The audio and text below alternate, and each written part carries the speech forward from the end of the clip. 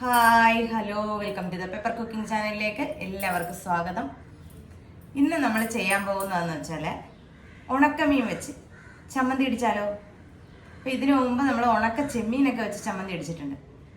പക്ഷേ ഈ കൊഴുവ പോലുള്ള കൊഴുവ, അതുപോലെ ചൂടൻ, അതുപോലെ ചെറിയ ചെറിയ മീനുകൾ വെച്ച് നമുക്കത് ചമ്മന്തി ഇടിച്ച് നോക്കിയാലോ. അപ്പോൾ ചമ്മന്തി ഇഷ്ടമില്ലാത്തത് ആരല്ലേ? എല്ലാവർക്കും ഇഷ്ടമാണ് ചമ്മന്തി. അപ്പോൾ നമുക്കതൊന്ന് ചെയ്ത് നോക്കാം. ഞാനിവിടെ ചമ്മന്തി ഇടിക്കാനായിട്ട് എടുത്തിരിക്കുന്നത് കൊഴുവയാണ്. കൊഴുവയുണ്ട്, ഇതിനകത്ത് മറ്റേ ചൂടനും ഒക്കെ ഉണ്ട്. അപ്പോൾ ഇതാണ് മീൻ. നമ്മൾ ഉണക്ക മീൻ ചമ്മന്തി ഇടിക്കാൻ നല്ലതായിട്ടുള്ള മീൻ ഇതാണ്. പൊടി മീനുകളൊക്കെ ഉണ്ട്, ചിലയിടത്ത് നത്തൊല്ലി എന്നൊക്കെ പറയും. എന്താണോ നിങ്ങളുടെ നാട്ടിൽ പറയുന്നത് അത് തന്നെ. ഇത് 15 മിനിറ്റോളം, ഏകദേശം 15 മിനിറ്റോളം വെള്ളത്തിൽ കുതിർത്ത് കഴുകിയെടുക്കണം. എന്നാൽ മാത്രമേ ഇതിൻ്റെ ഉപ്പൊന്ന് കുറഞ്ഞു കിട്ടത്തുള്ളൂ. ഒരു പാൻ അടുപ്പത്തോട്ട് വെച്ച് കൊടുത്തിട്ടുണ്ട്. ഇതിലേക്ക് ഒരു ലേശം വെളിച്ചെണ്ണ ഒഴിച്ചു കൊടുത്തിട്ടുണ്ട്. എണ്ണ ഒന്ന് ചൂടായി വരട്ടെ.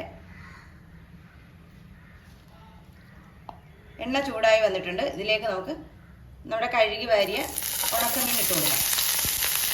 ഇതിലേക്ക് അളവ് അവരവരുടെ ആവശ്യത്തിനനുസരിച്ച് എടുത്തോളണം. ഇടയ്ക്കിതൊന്ന് മറിച്ചും തിരിച്ചുമൊക്കെ ഇട്ട് കൊടുക്കണം. എന്നാലേ എല്ലാ വശവും ഒന്ന് മൂത്ത് കിട്ടത്തുള്ളൂ.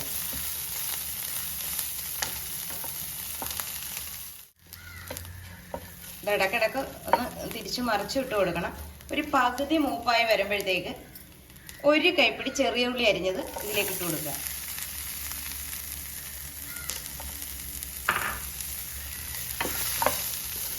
ഇത് രണ്ടും കൂടെ നന്നായിട്ട് ഇളക്കി കൊടുത്തതിന് ശേഷം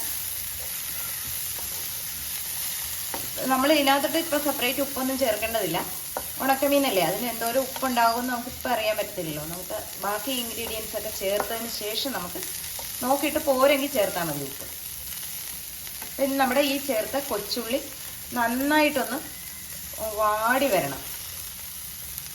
കൊച്ചുള്ളിയുടെ ഫ്ലേവറൊക്കെ നമ്മുടെ ഉണക്കമീനിൽ അങ്ങ് പിടിക്കണം. ഇതേ നമ്മുടെ ഉണക്കമീനൊക്കെ നന്നായിട്ട് മൂത്ത് വരുന്നുണ്ട്.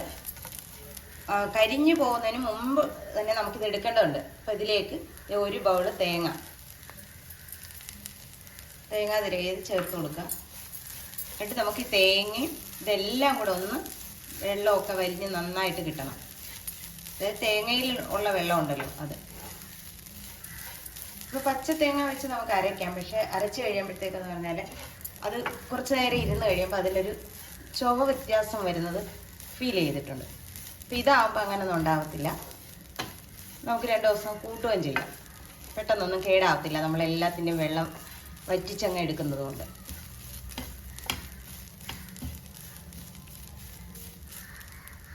ഇതിലേക്ക് നമുക്ക് ഒരല്പം കറിവേപ്പില കൂടെ ചേർത്ത് കൊടുക്കാം.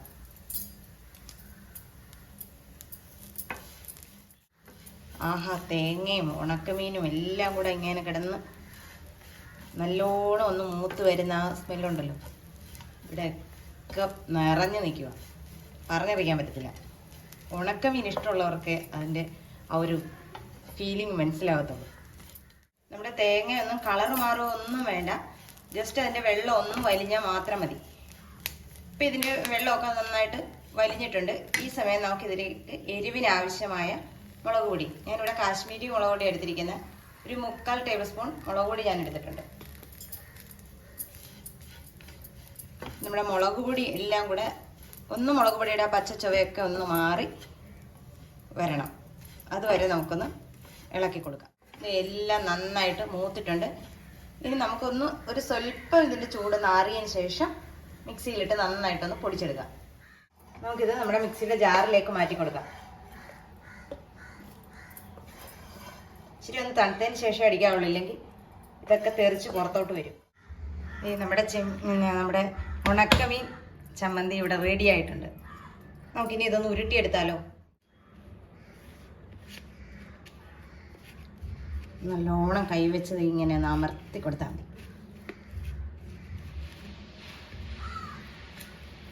ഞാനിതൊന്ന് എൻ്റെ സൗകര്യത്തിനൊന്ന് ഉരുട്ടിയെടുത്തേക്കട്ടെ കേട്ടോ.